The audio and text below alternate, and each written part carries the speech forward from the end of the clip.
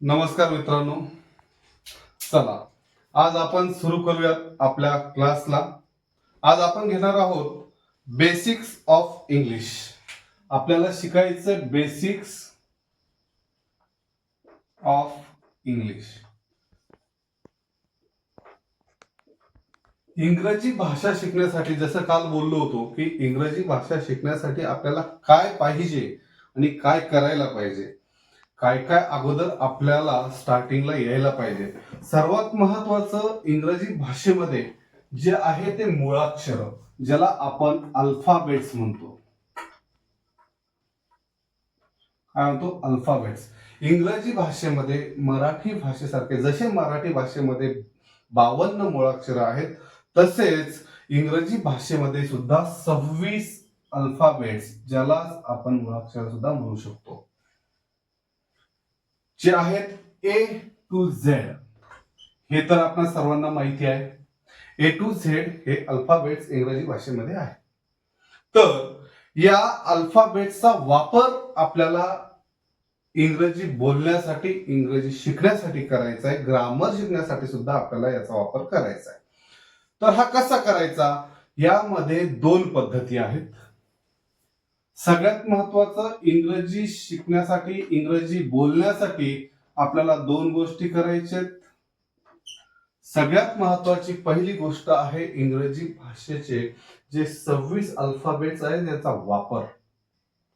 पहिली आहे, या अल्फाबेटचा वापर होतो तो पहिला आहे रिटन किंवा रायटिंग. दुसरा आहे ओरल. आता ओरल आणि रायटिंग मध्ये याचा काय यूज करायचा आणि कसा करायचा हे आपण पाहूयात. या मुळाक्षरांचा, या 26 मुळाक्षरांचा A B C D to Z यांचा वापर रिटन मध्ये आणि ओरल मध्ये कसा करायचा आहे हे आपण बघूयात. सर्वात प्रथम आपण बघूयात रिटन मध्ये कसा वापर करायचा आणि नंतर बघूयात ओरल मध्ये याचा वापर कसा करायचा. रिटन मध्ये सर्वात पहिला या लेटरचा यूज होईल कॅपिटल्स मध्ये, नंतर स्मॉल. 2 प्रकारे आपण इंग्रजीचे अल्फाबेट्स हे लिहू शकतो, कॅपिटल लेटर्स मध्ये आणि स्मॉल लेटर्स मध्ये. ओरल मध्ये काय करता येईल? ओरल मध्ये व्हॉवल्स आणि कन्सोनंट्स, व्हॉवल्स आणि कन्सोनंट्स. आता हे व्हॉवल्स काय आहेत आणि कन्सोनंट्स काय आहेत हे बघूयात. त्यापूर्वी आपण बघूया capital letters. Capital letters A B C D E. Small मध्ये सेम परंतु size A B C D E. या प्रकारे कॅपिटल लेटर्स लिहिल्या जातील, या प्रकारे स्मॉल लेटर्स लिहिल्या जातील. आता ओरल मध्ये याचा वापर कसा होईल? तर सर्वप्रथम आहे व्हॉवल्स, ज्याला आपण मराठीमध्ये म्हणूया स्वर. सेकंड आहे कन्सोनंट्स, ज्याला म्हणूयात व्यंजने. आता या 26 मुळाक्षरांपैकी व्हॉवल्स कोणते आणि कन्सोनंट्स कोणते, व्हॉवल्स किती आणि कन्सोनंट्स किती हे आपल्याला आता शिकायचं आहे. व्हॉवल्स आहेत 5, कन्सोनंट्स आहेत 21. व्हॉवल्स कोणकोणते? A, E, I, O, you.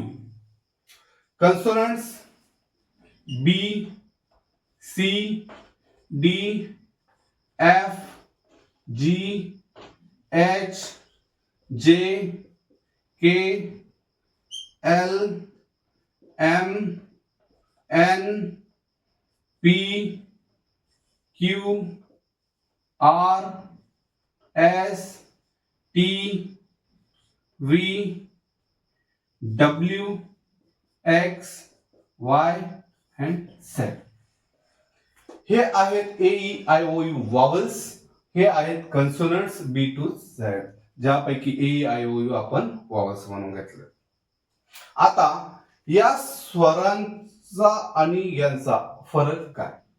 ज्यावेळेस कुठलाही शब्द ए ई आय ओ यू या स्वरांपासून सुरुवात होतो, त्या शब्दाच्या अगोदर, त्या वर्डच्या अगोदर आपल्याला एन यूज करायचं आहे.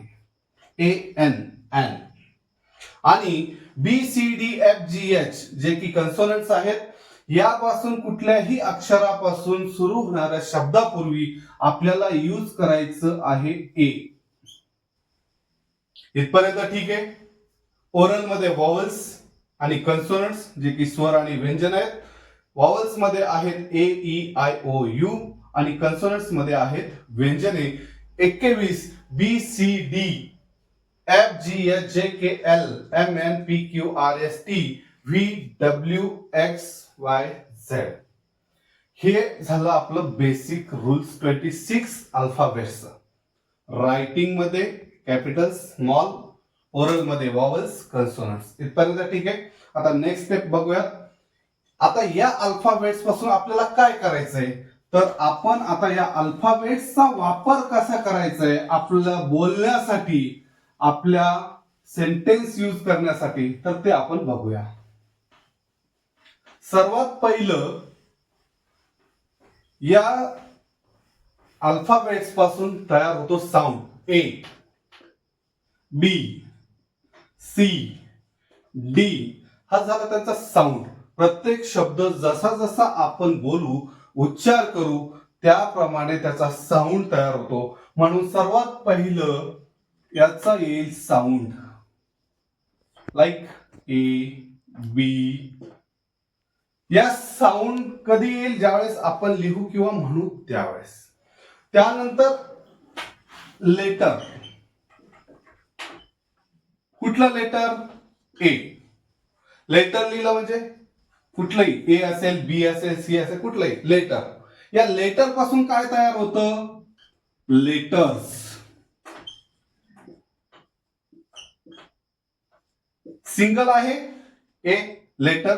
यापेक्षा जास्त A, B, C, D, E असे अनेक लेटर्स. हे झाले तुमचे अल्फाबेट्स, लेटर्स. एक आहे लेटर आहे, अनेक आहेत लेटर्स आहे.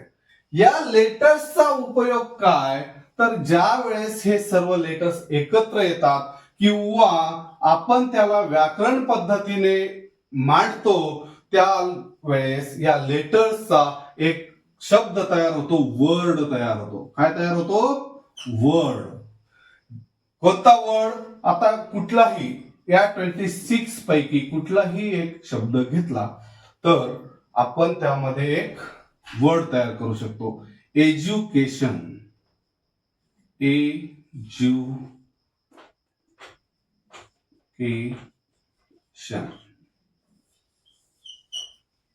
वर्ड कधी तयार होतो? ज्या शब्दापासून कुठला अर्थ निघतो, ज्या शब्दाचा अर्थ निघतो, जे लेटर्स ज्यावेळेस एकत्र येतात, हे 26 अल्फाबेट ज्यावेळेस एकत्र येतात, त्यांच्यापासून एक अर्थ निघतो.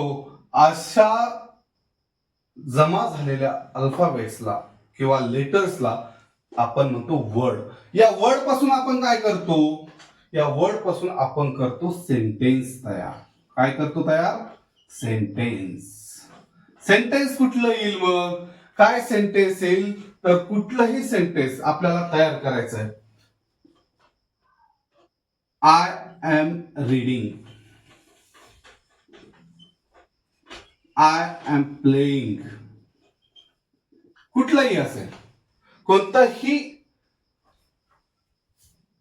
वर्ड नंतर शब्दांनी शब्द जोडून एक सेंटेन्स तयार होतं. आणि असे सेंटेन्स करत करत करत यानंतर आपण पॅराग्राफ तयार करू शकतो, आपण बुक लिहू शकतो, आपण बोलू शकतो, सर्व काही होऊ शकतं.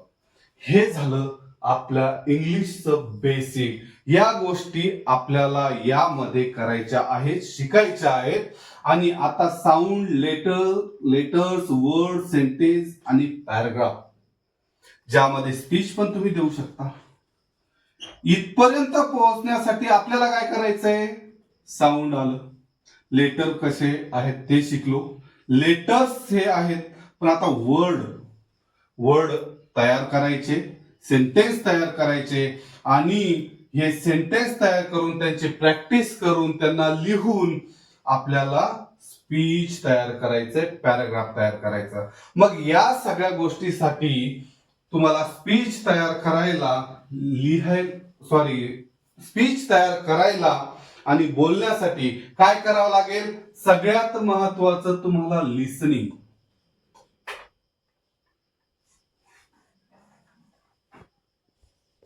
लिसन, ऐका, इंग्रजी ऐका. दुसरं रीडिंग, वाचन आपण ज्याला म्हणू, इंग्रजीचं वाचन करा. तिसरं रायटिंग, इंग्रजी लिहिण्याची प्रॅक्टिस करा. आणि चौथं स्पीकिंग, बोलणे. या 4 गोष्टी तुम्हाला इंग्रजी बोलण्यासाठी फार महत्वाच्या आहेत. ज्यावेळेस तुम्ही इंग्रजी ऐकणार त्यानंतर तुम्हाला शब्दांचा उलगडा होईल, तुमच्या कानावरती नवीन नवीन शब्द पडतील. मग तुम्ही तो वाचन करा, बुक्स रीडिंग करा, पेपर रीडिंग करा, न्यूजपेपर रीडिंग करा. त्यानंतर लिहिण्याचा प्रयत्न करा आणि लिहिता आलं की बोलण्याचा सुद्धा प्रयत्न करायचा. आणि ह्या बोलण्याचा प्रयत्न करण्यासाठी आपल्याला काय तयार करायचंय? सेंटेन्सेस तयार करायचे. म्हणून आपण लेटर्स, वर्ड्स आणि सेंटेन्स हे घेणार आहोत.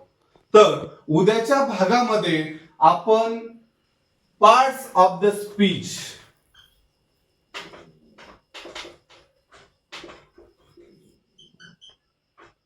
या चॅप्टरला सुरुवात करणार आहोत.